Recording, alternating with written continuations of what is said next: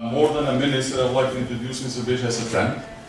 And I'm really glad that we have him here tonight because in the last year or so, the only conversation we have had with each other is when our kids got in trouble because they go to the same class. So either he will call me that my son beat him, or I will call him. But most of the time I call him because his son does karate. So we had a very great discussion before we came up here about what is going on in our country with the economy and a lot of other things. And it is true that the debate is really not taking shape in the form that we would like to see. We're talking about big issues. We all say about there is a problem with rule of law. But what do we define with rule of law? What are the areas that we have problem? We said that we have a problem with economic development. What are the issues, the real issues that we need to talk about? And I think this is a place, a university like ours, but also other universities, but not only universities, but the entire society, that what we call a silent majority that is really not speaking up on issues, should have and should start and have this discussion, because these are the issues that really affect each one of us. So that's what we'll try to do with Minister tonight. The title is Structural Reform in Kosovo, but we will hear a presentation from the Minister first, and we will engage in a conversation about these issues that bother us all. I'm sure that Kosovo has a lot of challenges ahead of us, but when we talk about this, and you are as much responsible as anybody else to give ideas and opinions, and how should we overcome these challenges. So I will not go any longer. We will like to invite the Minister to give his presentation, then we will engage in a conversation with questions, comments, views, opinions we might have. Minister.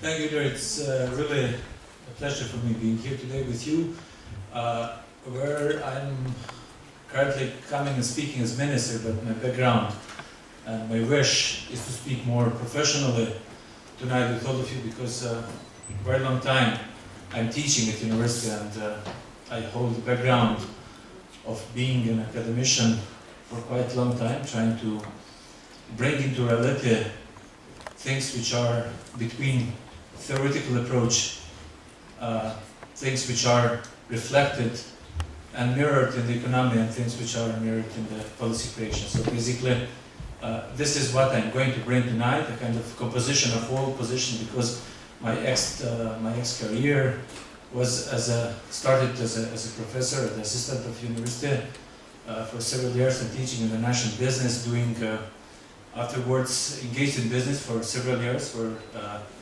my current family business employs about 54 people, and then holding the position of Director for International Relations at the Chamber of Commerce, where we were responsible to create the contacts with the countries and the economy, where we were having, let's say, very temporary institutions where AMIC was overseeing all kind of functioning institutions in the Republic of Kosovo.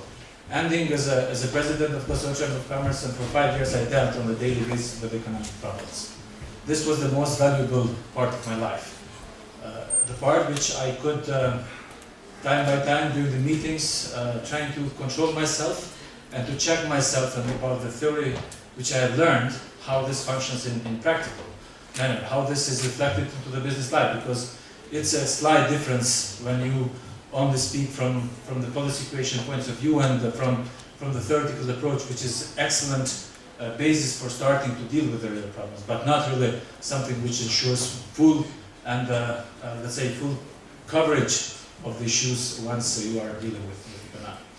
And lately, as an ex-president of Chamber of Commerce, I started to work for the government, first as Minister of European Integration, where I had to establish relations between Republic and European Union. It was a very, very tough job, because we are having a very difficult situation with the EU. Structural reforms they are asking for us, changes they are asking for us, institutions which have been created for a long time, the institutions like agreements with EU, like stabilization, association mechanisms, agreements, stability pact, and to understand and bring into the reality what this means in the daily life of every citizen of the Republic of Kosovo. And recently, very, very challenging job, a job which is not really a very thankful job in the Republic of Kosovo, dealing with economic development and speaking for policies in the environment where People are used to have documents, hundreds and hundreds of pages, documents which will design the future, but not really documents which can be measurable. The documents which can have a set of time, a set of objectives, and controlling mechanisms for such kind of objectives.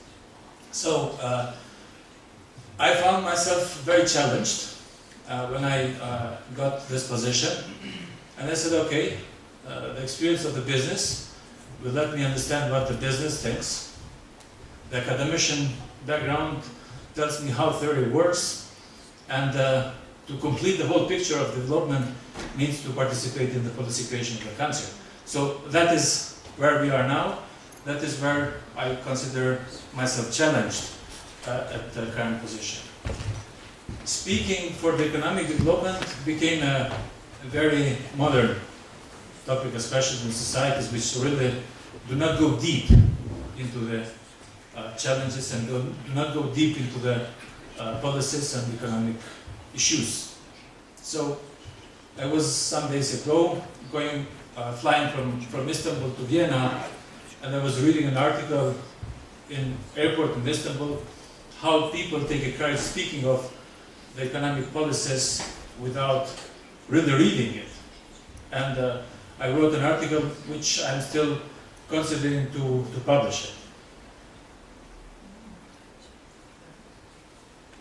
And the title of the article holds Self-Understanding the Economy.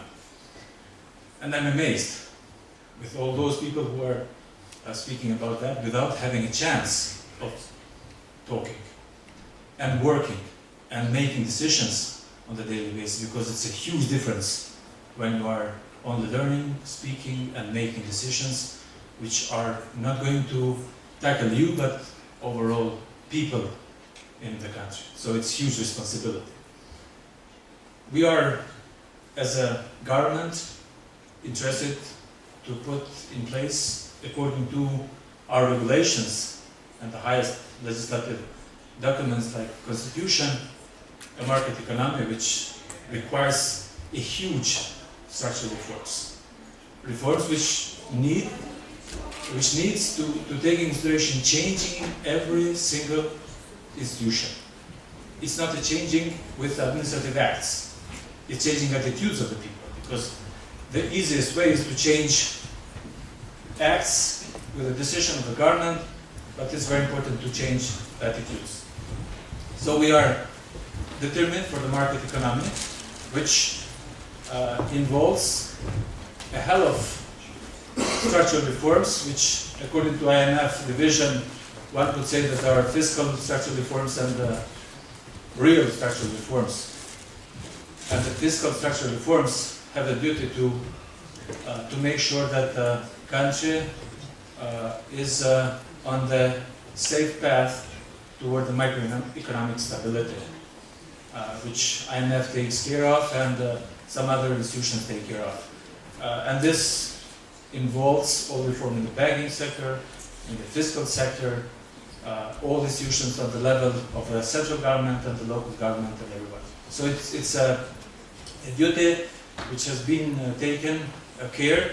We consider quite successful until now, because until now we had a quite good economic growth, and if we go now back these days to the Davos World Economic Summit, we see that there are some hopes coming into the world scene, where the economic downgrading hopefully will end this year. So basically this will mean that with these policies, maintaining to some extent the consumption power of the people have been a successful task of the government, where now we will pick up, so we will not reach into the position of having a regression in terms of economic growth. Now, when we speak about the fiscal, it's certainly a little bit easier for the fiscal structural reforms, because there's a certain measures, it's a measures mechanisms like IMF, World Bank, which are Bretton Woods institutions, and they are controlling. So basically, if you want to deal with them, they will create a framework which you should follow. And I can say that when we have decided as a government to make some tough decisions in between the future of the people and coping with the framework of institutions, we choose to go with the people in the sense of raising the salaries, which was a kind of breakdown of our relations, and step back from standby arrangement into the staff monitored program of IMF, which is a program on the monthly basis, which covers and controls you on the daily basis what you are doing and what kind of expenditures you are putting into the country. And nobody has believed that much that in less than 8 months we will be able to come back under standby arrangement. So basically it was a very good fiscal discipline, which is one of the preconditions of the structural reforms. It's a fiscal discipline. So we succeeded to come back on standby arrangement and to get the funds which were conditional funds from IMF, and then based on that IMF we have conditions from the World Bank and from the Commission. So in order to make sure that we will take those funds into the budget, we have to fulfill this criteria. And in this sense, I can say that it was good that the World Bank and the institutions have quite positively evaluated the approach of the government for the micro-fiscal stability and the reforms which have been done, considering Kosovo as a model for the Southeastern Europe in terms of micro-fiscal stability. But this is one part. See you, Besnik. Just for letting you know, your professor, Besnik, and myself, we know each other from studies, so we have been in the same university for 4 years, and thanks for being here. Now, as I was speaking for let's say, fiscal and stability, this is not enough, because when we speak about the IMF policies, and if you go and check a little bit in history, we see that some countries are having not always the same opinion and the same way of development as the IMF.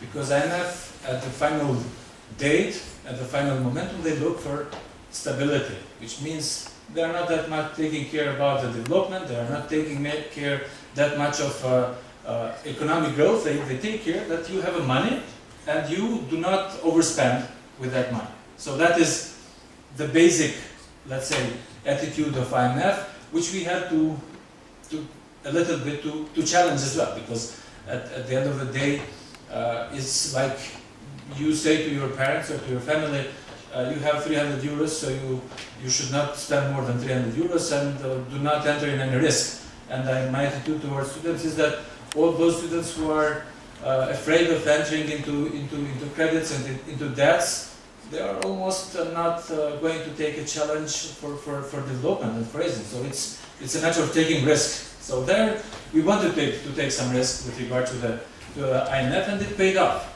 It paid off very, very successfully.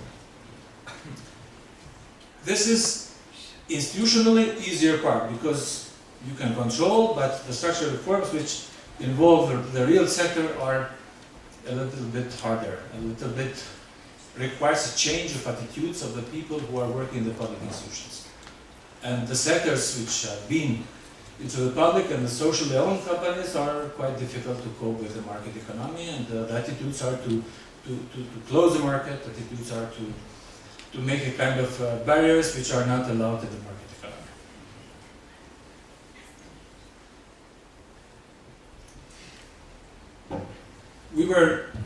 I was luckily one of the negotiators for the free trade agreements. When back I used to be a stability pact coordinator, and on behalf of Kosovo government I negotiated free trade agreement with Macedonia and with Albania.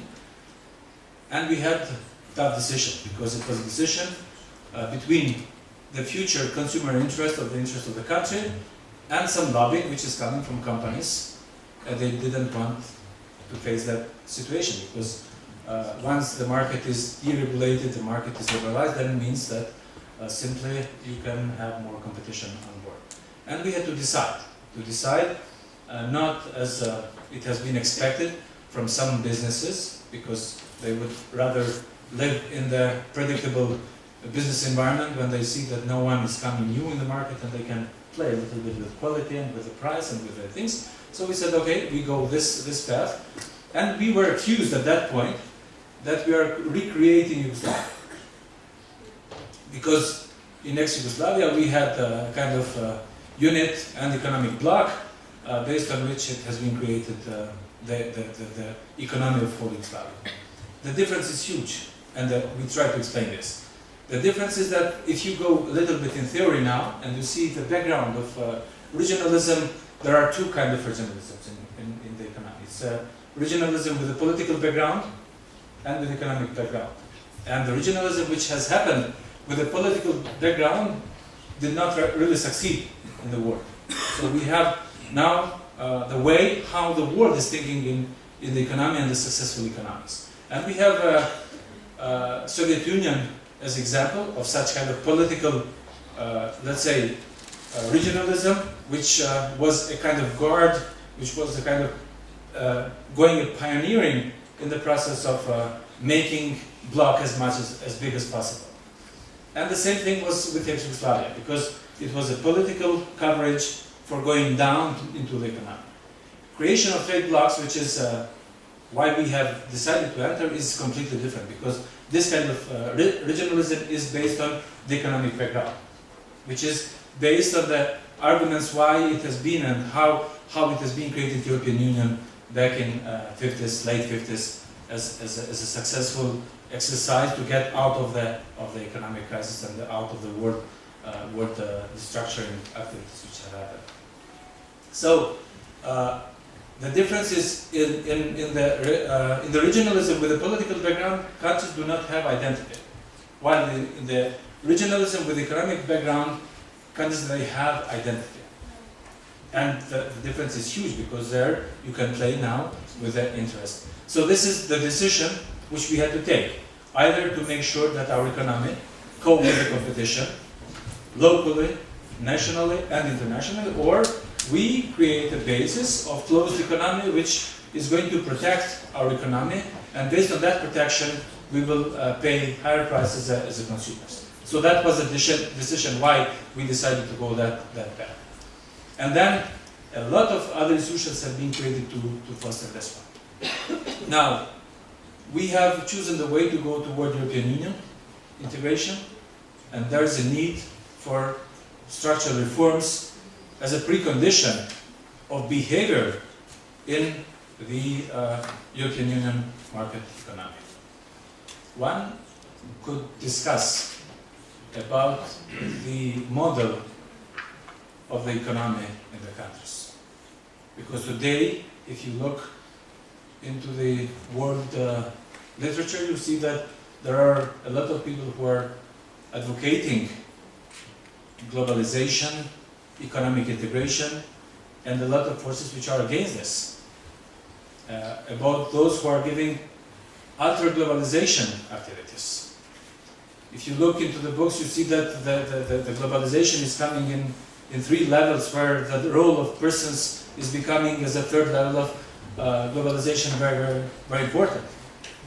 And if you look now from the other point of view, from the point of, let's say, scientific research which has to be done prior to the economic reforms, then we will look how, and there are people who are challenging those systems. And one of the people who are challenging, maybe you have read the book about the super free economics of Mr. Levitt, is one of the journalists who have been really challenging a lot of orientation in the real economy, because he is treating from the street work toward the doctors, investments in the cancer, disease, from those drunk drivers creating traffic accidents and not going the reverting way of treating such kind of problems.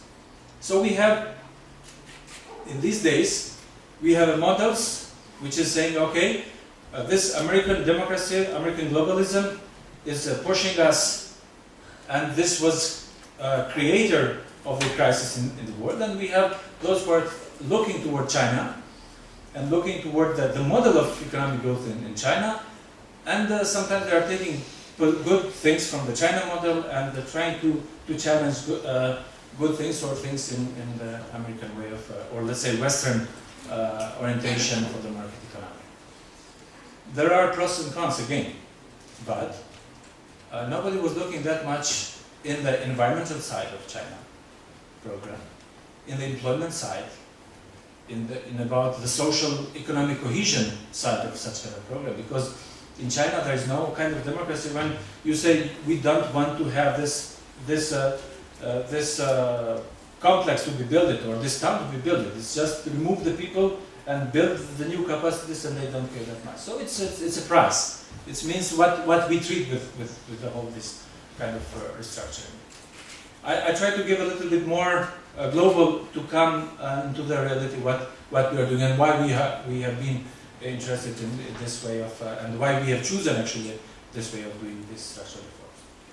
So fiscal things are easier to some extent because you have things and mechanisms to measure.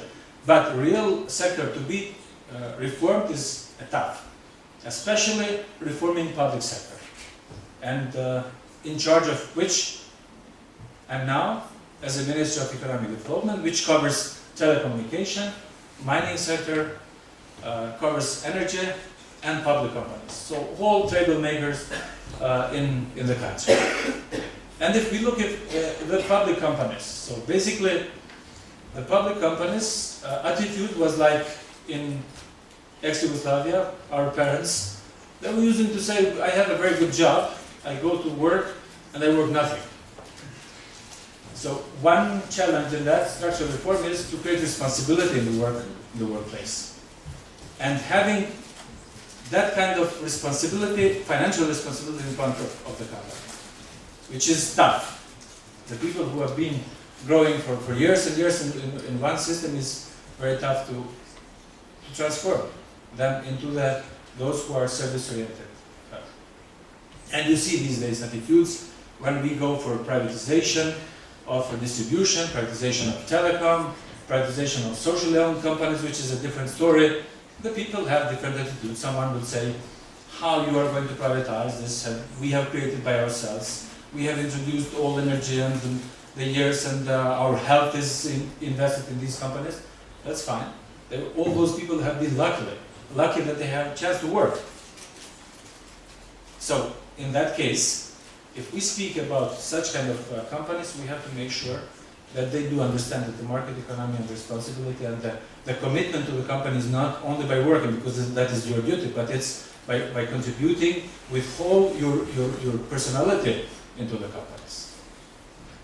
It is impossible to have this system because in none places of the world has really functioned like that one. And then we had decided to go to make ownership, to define ownership of those companies and to go with the privatization.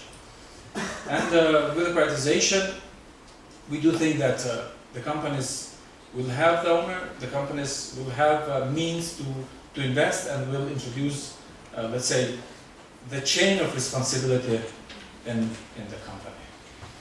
Now, where we are for the in telecom sector, we used to use very much Slovenia as a model of transformation. Say that Slovenia has done the most successful privatization in Southeastern Europe, where they saved a certain role of the state in the economy. And even in the socially owned companies, they reserved so-called golden share approach, which means not allowing company to do according to their own policies the development. For certain period of time, this proved to be very successful, but let me tell you that Slovenia is the fourth country in European Union which is going to have the most troubles in the economy, just because of the high role of the state in the economy. So what is the structural reform? The structural reform is to try to take state away from its role in economy and to give this role back to the private sector. And what is with these structures? What we are expecting then from the state? Basically, we expect, and that is by our understanding, that the state is to create the preconditions. The state is to create the legislation. The state is to make functioning rule of law. The state is to enforce contracts. The state is to create infrastructure. The state is to create bilateral agreements and multilateral agreements with the countries and to make the market drivers work. But the role of state is not to deal with economy. This is our belief. This is the belief of the market economy we are trying to make sure. So that's why we have decided to go with the privatization and to make understanding that at the end of the day, the privatization companies, they will not be able to take their assets and go back in their home countries, but they will continue to employ people, they continue to pay taxes in the country, they continue to contribute to the economic growth of the country. So that is the concept. We are about, hopefully, to finish this process in a rather short period of time. And we do think that it's going to serve very much to the citizen, because we want our telecommunication to have better services. We want third generation and fourth generation.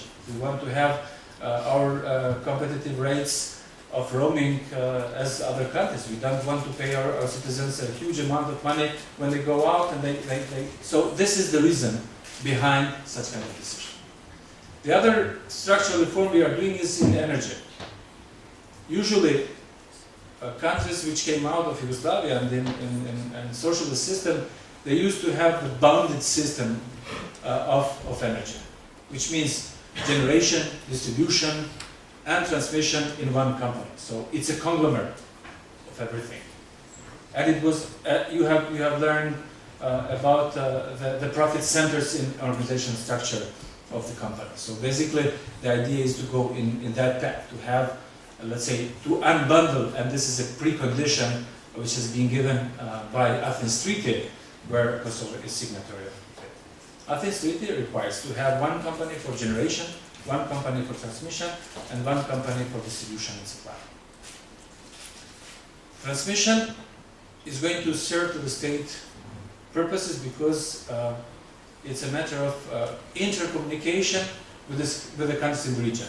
So that will stay in the hands of the state. The generation, we are open to PPPs, public-private partnerships, where we will bring a certain value of the investment by bringing assets there, and the company which will come with the investment, so we will come to a certain PPP combination. And we have done privatization of distribution and supply, which has raised a lot of debate in the country. And this was my motivation of writing that document about those who are speaking about distribution without reading 2 pages of distribution any times. Those who have never sit down and look into the documents. So we have a transaction which has successfully gone until now. So we have a company which has privatized, but the company which is going to be responsible for public service. Nobody has understood until now, and it's strange. It's our responsibility at the end of the day why we were not able to communicate much, maybe with the people, that's sure. But certainly the company does not have right to sell any of assets. The company has to serve for the public needs. Because you have heard that if we sell for the scrap, we will have 300 million euros. That's fine. If we go back in let's say thousands and thousands of years, where we had the time of stones, we would not have wires. But if we would have wireless of transmission of energy, that's a different story.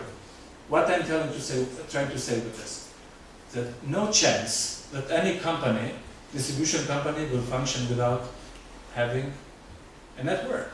And that network, company is not going to use for their own direct benefits. It's going to be, it's obliged to offer public service. At the end of the day, those consumers, 400,000 households in Kosovo, they don't care who is owning this. They will care, do we have energy, and do we have quality of energy? This is one thing. So they are obliged to do that. They are responsible in front of the regulatory office for coping with all the regulations of the country, which means the tariff increase, which was another part of the debate. The tariff increase was an issue that a lot of people tried to use or misuse, that now the private company will do investments and they will translate this into the tariff increase. And my question to all people of the CAP at that point was, okay, how we are composing today the tariff? Why we were not treating the tariffs as CAP was required? Because if we would listen to CAP and cost, which is generation, transmission, and distribution as of today, they have requested last year 32% of increase of tariffs for energy. But regulator is the body which represents the parliament, and they told them, no, you are not entitled for this increase because the investments are not viable what you are trying to do, this is not viable and this is not viable, and we allow you this increase. So the same philosophy will happen with the private investor. So they will not be able to raise any tariffs because the regulator is in charge for tariffs. We have asked for 300 million euros investments in the contract, which is another issue. And comparing the price with Albania, with Macedonia, even with Montenegro was the most fun story I've heard in the professional world, because the structure of investments are completely different. The structure of transaction is completely different. If we would go the path of Albania, Albania has 1 million households, and they have sold for 102 million euros. So if we follow that logic, for 400,000 we would come to the 40 million price.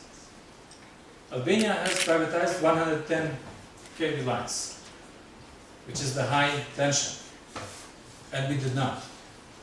So we left this with cost. Albania has taken regulatory obligations, which means if regulatory office will not approve the tariff increase, government has to pay for it. We did not. So they have to take regulatory risk by themselves. They have to use, they have taken regulatory commercial risks, which means if they are not able to reduce losses on the yearly basis 3%, which we have required, then they can go to the government and say, well, we're not able, so allow us this to be reflected into tariffs. We have not allowed this. And the most important thing, which was the reason why ČEZ in Albania has to quit the contract, and now it's a problem between two governments, is that in Albania, government guaranteed it to the company for non-collected bills. Which means the company has a plan to collect yearly, as we are collecting around 200 million euros a year in Kosovo, and we say, if you are not at 200 million euros, we can give you additional money. So we did not take that kind of obligation.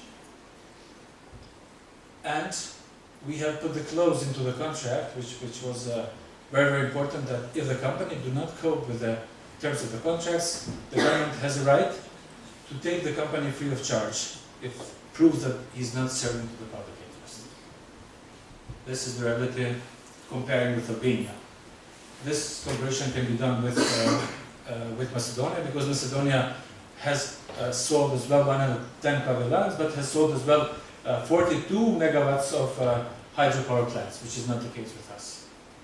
While in Montenegro is really extreme case, because they have sold the whole energy system for 400 and something million euros, which means, as we would sell now, completely generation, Kosovo A units, B units, cost, distribution, transmission, everything.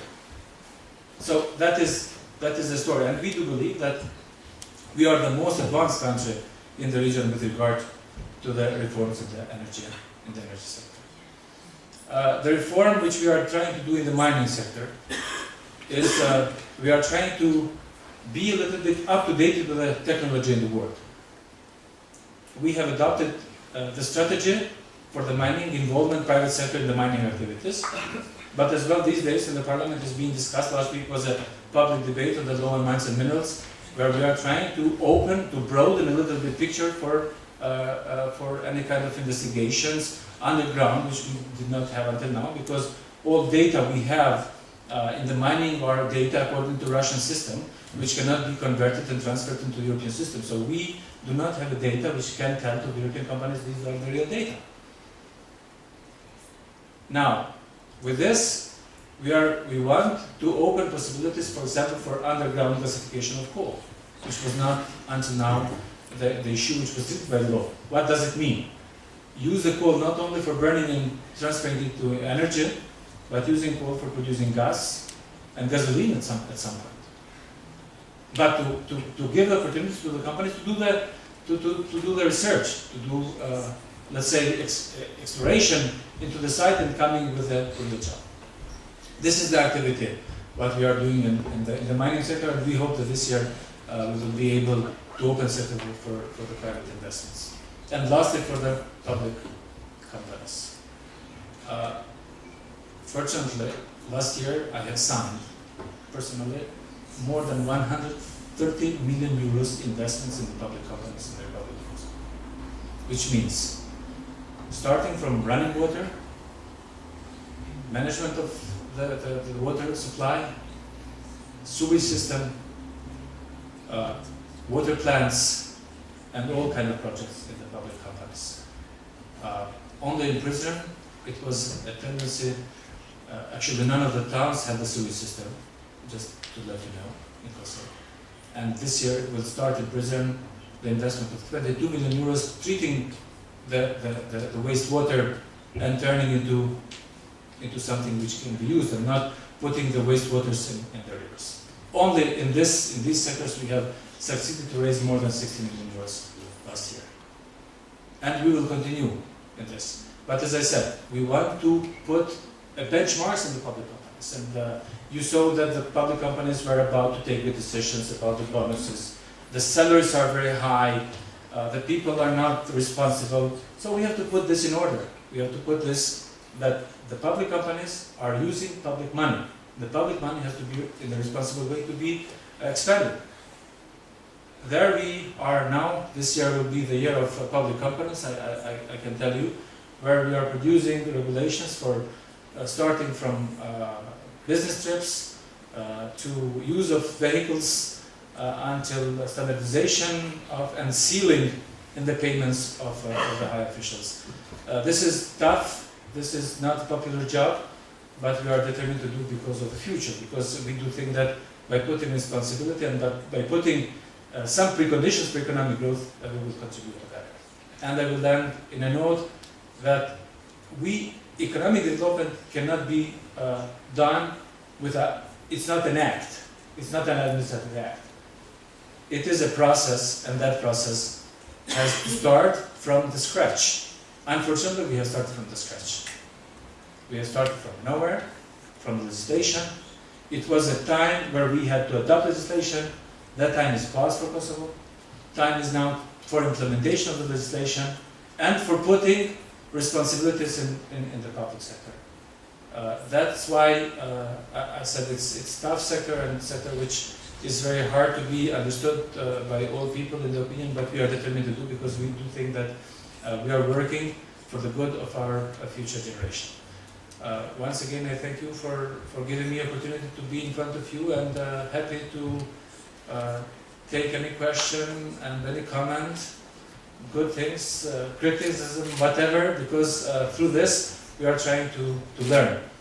And I just announced today, and I had the chance to speak with Hilaire, in about 2 weeks' time, 3 weeks' time, we will have another debate, a retreat with the business community, with associations of which are representing businesses, with the journalists, with the civil society, all those who are giving different opinions about the economy, for 2 days, 3 days, how long they want, and we will put the real discussion on the economy, not the journalism in the economy, because the economy does not have enough power just to keep on the journalism on the daily basis. Thank you once again. Please state your name and the year. Good evening. I'm Asad Saidi, senior at American University in Kosovo. I had a question for Mr. Beqaj. Last year, you cancelled a round of privatization of PTK, the government of Kosovo. And then you started again, and you extended it till 15th of January. And the reason was because Telecom gave up because they thought into some corruption in PTK management. But on the same year, Kosovo became a member of European Bank for for construction and development. And there are some things that government of Kosovo is considering the option to cancel the privatization of PTK and take a loan from this bank. How true is that? But yes, rightly you have pointed that we have cancelled last year because we ended in one company which would bid. It was Austrian Telecom who would be the only way to negotiate on behalf of government with them and then see what the final outcome of negotiations would be. We could do it legally because even the decision of the parliament was to have a competitive process. We could go back to the parliament and ask parliament, we have only one company as all countries done in the region, and this would be passed with a simple majority of the parliament where we have as a coalition. We could in any case make 61 votes and pass it. But we didn't want to enter that exercise because we thought that it would not be the best valuated transaction having one company. And we have decided to do some changes which have reflected in much bigger interest of the companies. So the changes which we have made is that we separated postal services from the telecom services. This is the first thing. The second thing, we put relation between operational costs with the income of the company in the normal manner. It used to be 31% of total income going only to the operational costs, which none of the companies in the telecom would be able to cope with. So we have put this limit into 20%, which is about normal. This goes from 15 to 20%. So we said, okay, for this stage, let's go to 20%. And this has contributed 14 million euros in 1 year. So reducing this from 31% to 20% of the income was just saving money, 14 million euros. So we have decided as a government to save that money. And we have decided to renegotiate contract with Monaco. Because we thought it was too big, too much money given to Monaco for using prefix. And we used a little bit negotiation means. We said to them, listen, if you don't provide us at least 50% of the price off, for that one we will take into consideration using Slovenia or Albania or whatever. And from 12 million euros contract, we came to the 6 million euros contract. So with two actions, we actually succeeded to save 20 million euros in one public company. This was a good ground to make sure that a responsible management and a responsible government is taking place and is taking care of the public company. And then with these results, we gone for the conferences and we had quite good outcome of the companies. We had 8 companies which have bidded to be pre-qualified, and we wanted to simplify the procedures. So to have pre-qualification which meets only technical criteria. And we have pre-qualified 5 companies, 5 consortiums. And the second round of evaluation after the bids are due, it's on the price. What we wanted to do with this? We wanted to escape personal involvement in technical evaluation to say that I like this company more, American company, or this European company, or this Turkish company. I said, okay, the technical evaluation has been done. With the pre-qualification, all those 4 pre-qualified are qualified to present a bid, and the bid will be evaluated only at the price. And this will be a public activity. So we have simplified procedures in the sense bringing more transparency and the full procedure in line with the European Union. Why we have extended now? Because it was 15th of January, it was extended to 31st of January, and last week we have decided to extend it by 14th of March. Because we want to have maximization of transaction. We will not privatize with any means. We are not in a trouble financially. We are not in a trouble with the company. So we will privatize only if it pays off. If it doesn't pay off, we will not privatize it. And the government holds the right, if we get the low price, to say no, thank you, we will not do that exercise. So we have EBRD, which has sent us a letter, and they said we want to engage with the companies which are pre-qualified, and as well IFC, which is part of the World Bank Group, International Financial Corporation, which is financing such kind of big projects over the world, and they said we want as well to get engaged. So we said, why we rush in a month to meet all the deadlines, while we can provide more time for the investors to have more quality in the financing. So that is the reason why we are postponing. It's not the reason that we want to reduce the value, as you can hear in the public and the unions and so on. So, because the value of the company cannot be depreciated by the outside activities. The value can be depreciated within the company when you are not responsible for this. And we have allowed, during this period of time, maximum investments, but investments which can pay off shorter than 3 years period of time. Because we didn't want to make investments which will be transferred to the next investor free of charge.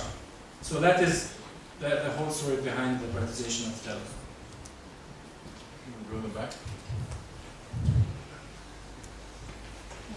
Hi, Mr. Pishai, welcome for institutional. I'm Rosa Grandi, I'm a senior in UK. There are two opposite questions. The first one is, do you think that it is worth it to hold up the sovereignty of the country to be integrated in the European Union? You can compare this to the financial crisis now in Greece. Looking in terms of that, the European Union main aim is to be an economic union. And the other question is about the VAT, the 16% VAT that we have on the goods and services. Do you think that that amount could be reduced, and if reduced, how that can affect the overall budget of the Kosovo? Reduction of VAT. Yeah, VAT. Well, the issue of sovereignty, it is a very sensitive issue because we all think that, especially for the new countries, because we only have reached at a certain level of sovereignty into our lives, and it's difficult now to speak to the people. But taking consideration that it's to be chosen between the economic development and opportunities for economy, and allow different international mechanisms which have been created to oversee the national policies, or to be closed and say we are self-sufficient. So I think we are there, because even if we decide not to go in line with European Union, let's say Turkey, who is not a very prospective member of European Union, but they have IMF. It is a World Bank which is overseeing that. It is a World Trade Organization, which is so. In terms of taking any kind of decisions for economic policies, there have been created mechanisms, because normally in the world, the national strength of the states have been so big that it has to be an international mechanisms which will supervise a little bit the behavior of the national economies, and you know this one. So it's not a matter when the trade liberalization, the economic liberalization is not. It's not only the mean that they can come and use our country, but it's the same opportunity that our company can go elsewhere. Let's think about our trade relations with EU today. We have trade preferentials with EU, which means all our products can be exported to the European Union without customs duties. This is so-called asymmetric trade relations, because they want to raise so-called infant industry to a certain level to compete with others, and that's one direction relations.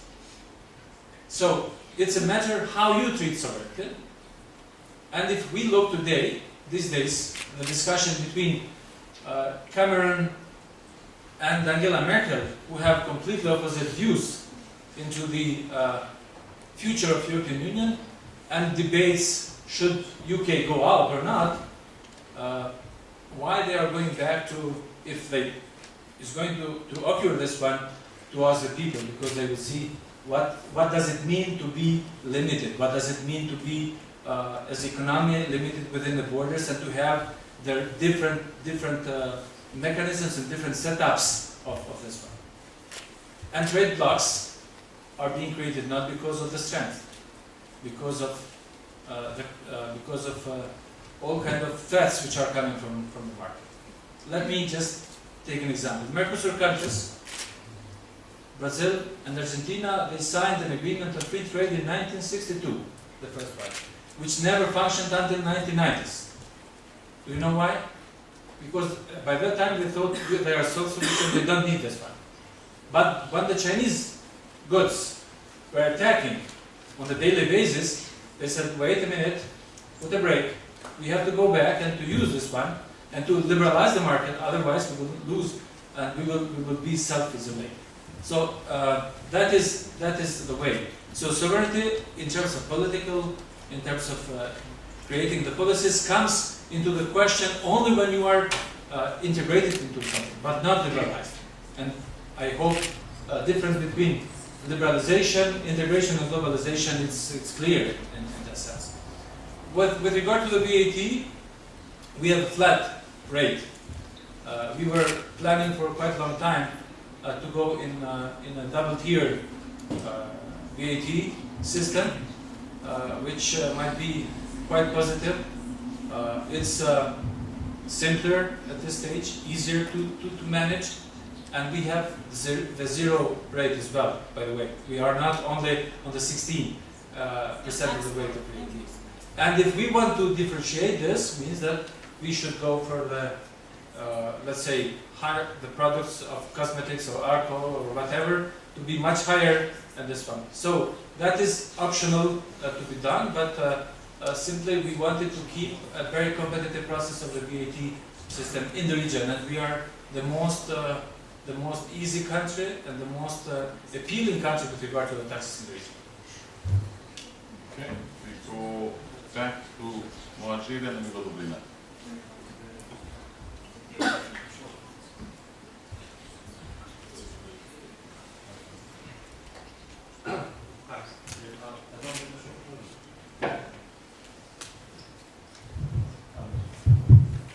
Hi, my name is Ibn Waziri. I wanted to ask you, I actually have a concern in regard to a tax that businesses have to pay, and it's called Haras. This is very concerning because it's a very serious obstacle for international businesses to invest in Kosovo.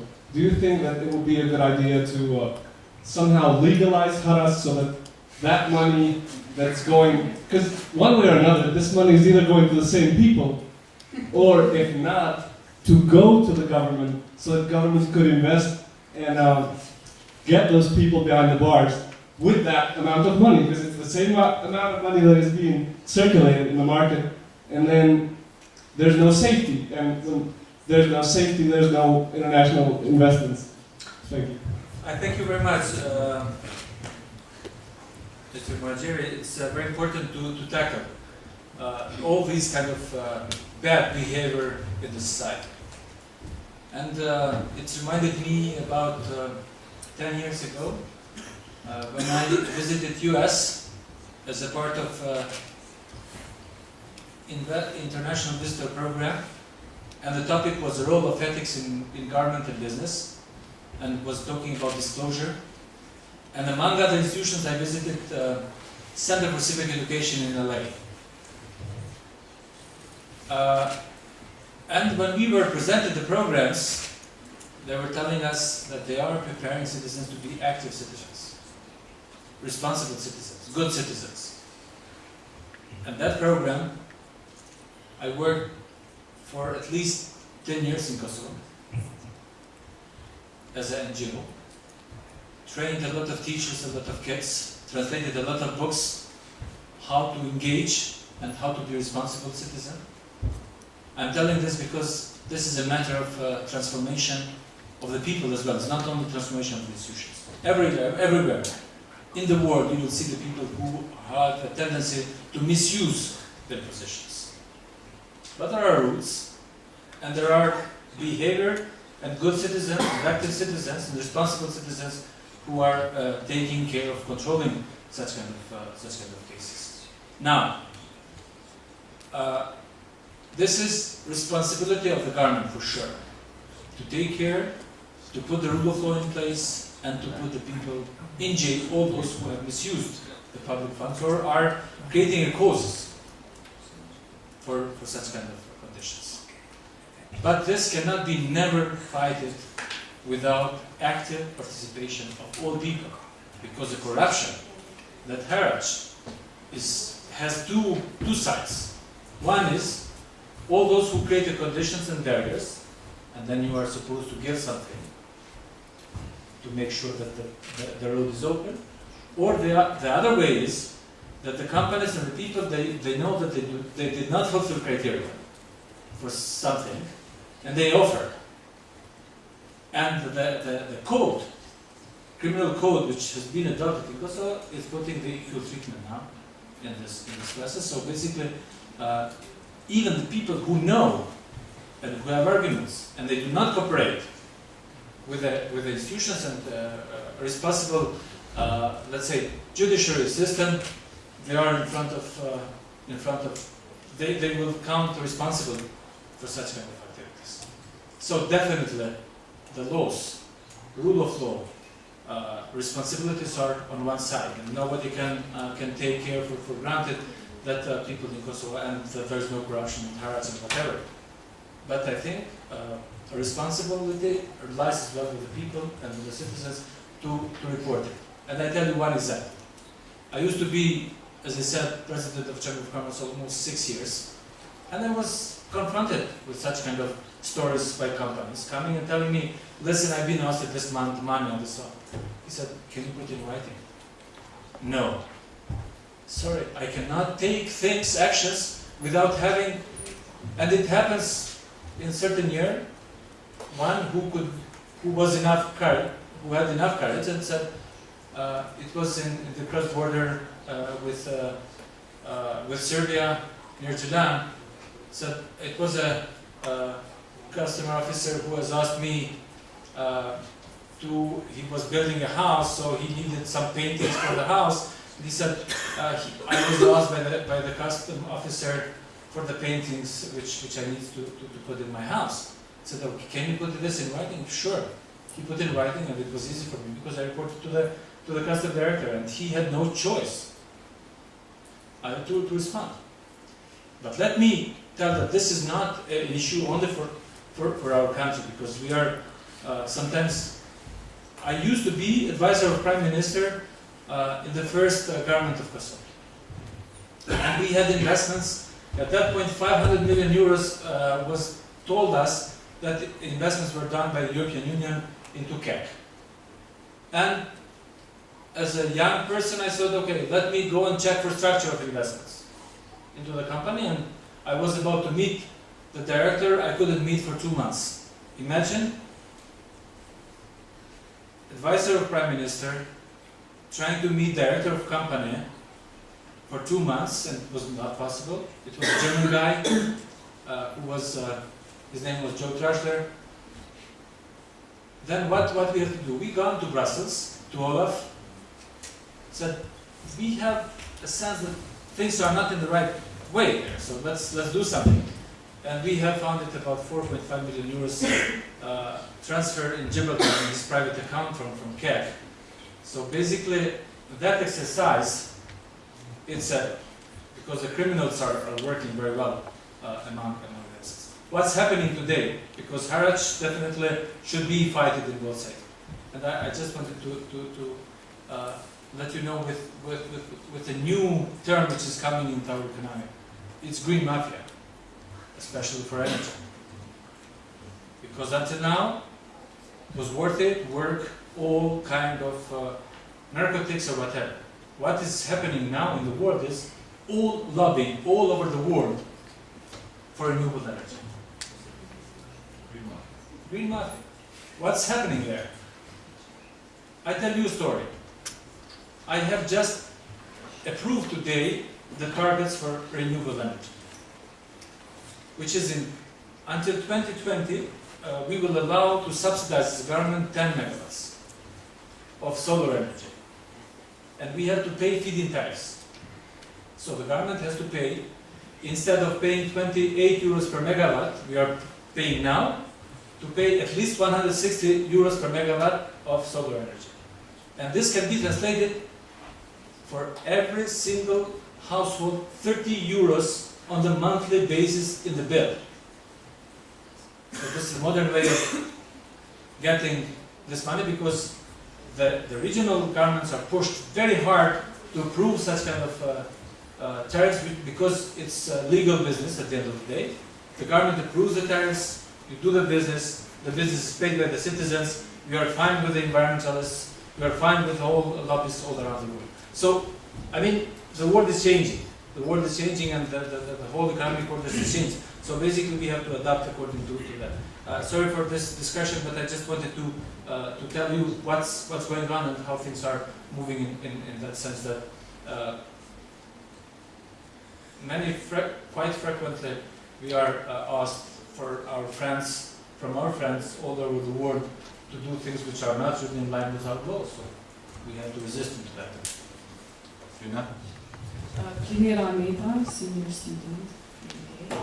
I had a question. We were talking about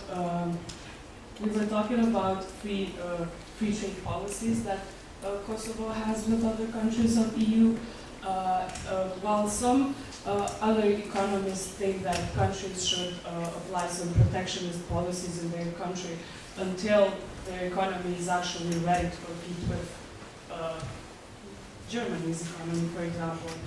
What do you think about that? Do you think that we're ready to go and compete with European products while we have really a small product line of our own? Thank you. I was not very well received, Lina, when I was Minister of European Integration, when people and media would ask me, are we ready for the European Union? I said no. And normally people would say, what kind of minister guy you are? If you are telling, you are working on a daily basis for European integration, you're telling that we are not ready. It's true. It's true. But the mechanisms in place are not really that open, as we are saying. With European Union countries, as I said, we are on the trade preferential measures, which means we are all the European goods which are coming into Kosovo, they are paying custom duties. All. While products which are going from Kosovo toward European, they are not paying. So we have, this is the current setup of the trade relations with EU. The same setup is with US and with Canada. The only equal treatment is with the countries in the region, within CETA agreement. So in the CETA agreements, the whole countries, they can export between each other free of custom duties. The rest, we are having this mechanism. And now we are negotiating the trade agreement with EU, which again will be asymmetric trade agreement. So it's not an agreement which is just going to open the doors for the economy without having such kind of exercise. And when we signed agreement with Macedonia and with Albania, I mentioned bilateral free trade agreements, we had asymmetric free trade agreements, which means we were protecting all our goods, potential goods, which can be produced and exported there. But we cannot protect imaginative industries and translate this into the higher prices for our citizens, because we have to take care about at the end of the day as a government for the consumers. So we want consumers for €1 to get more goods, better quality, better price. And this is ensured by competition. But nevertheless, all the setup is taking care about the different industries, which has to be prepared to certain states to compete with this one. And Croatia will join the European Union 1st of July this year, and they will transfer from the current position, trade relations with Kosovo, and they could export on the 1st of July. They cannot export anymore in Kosovo without customs because they are part of the European Union, and we have different setup with the European Union. So this the real story about the trade relations. But you could expect, and you can expect it on a daily basis. And I tell you one story with the milk production before. Every spring, May, June, we were pressured by the milk producers. Government is doing nothing for this. You should buy our milk. You should do this and this. We cannot cope with the competition and so and so. And I had a frank discussion with the people because I was easy on their part to discuss and said, listen, you cannot expect every time for the government to protect your market share. You should do this by yourself, by investing in productivity.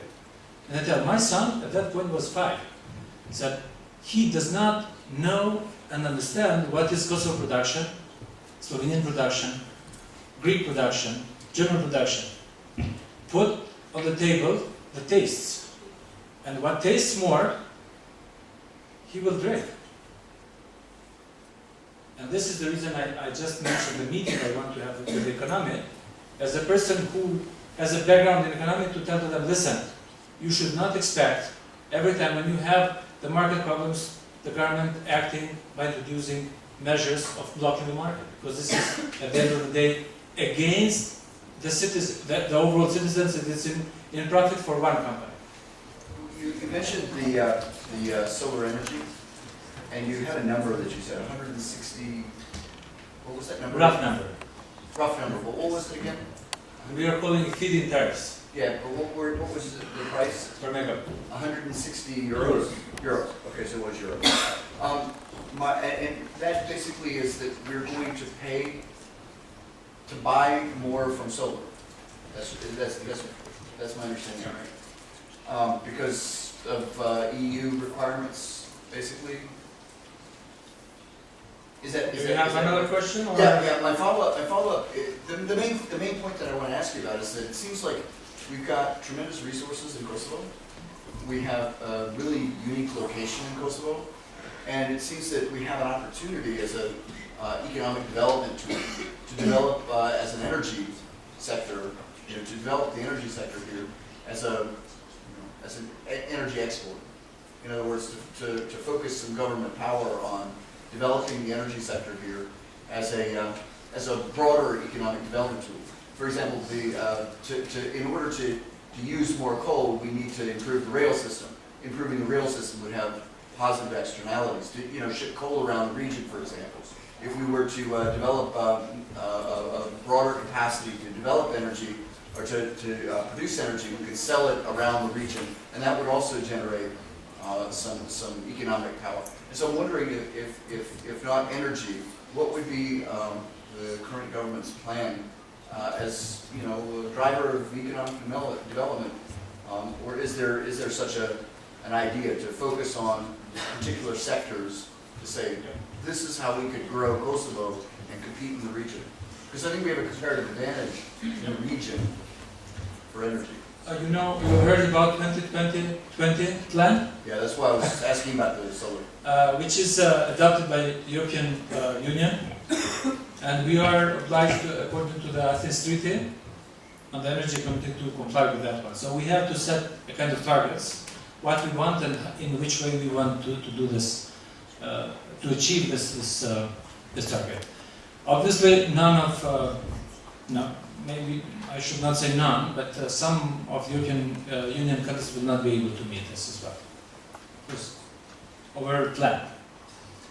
Last year, meeting of ministers of energy of European Union countries and the Southeastern European countries, we came to the conclusion saying that every country should use its own resources, but there is a must for respecting the highest possible technology available for producing new units. So this is as well in line with the Kyoto Protocol and with the conditions based on Summit of Copenhagen on environment and so on and so on.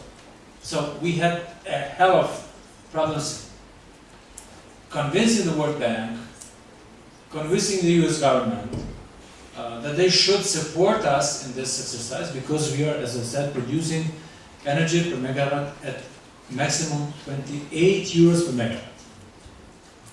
Now, we have to to have solar energy, we have to have, according to this plan, wind energy, we have to have water energy, and we have to have biomass and biogas energy, which is in the certain parameters. We have introduced last year the feed-in tariffs, which are guaranteed take-off of energy. Every single investment which is done in the renewable energy, by law, we have obliged the company to buy it at the price we have guaranteed to the company. So we pay 63.3 euros per megawatt produced out of hydro, 82.2 produced by wind, biomass, and it's around 50 euros, and we are going to pay at least 150. We have not yet reached, because we had to fix the targets, and then the regulatory fiscal have to come out with the numbers. But at least it's 150 euros per megawatt out of solar energy. And we would be able to live in green environment where If green mafia allows. if green mafia allows us, where we have only renewable energy. But there is no case in the world that the baseload energy is produced by renewable energy. No case in the world. And the other stories are just jokes. Baseload energy means that you should be having something, or reliable energy.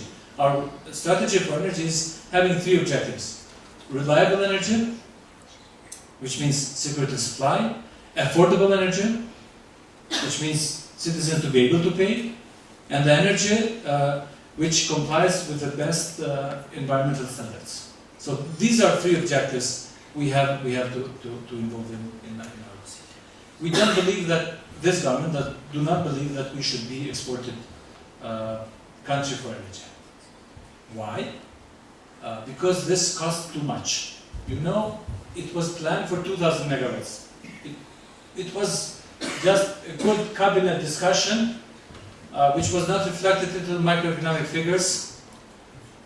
Professor knows, he works for Ministry of Finance, and when we sat to speak about 600 megawatts in this current composition, this would be translated into 40% of public debt of our GDP, and we have limited the GDP public debt at level of 40%, which means the government will enter in this debt without getting any fresh money into the country.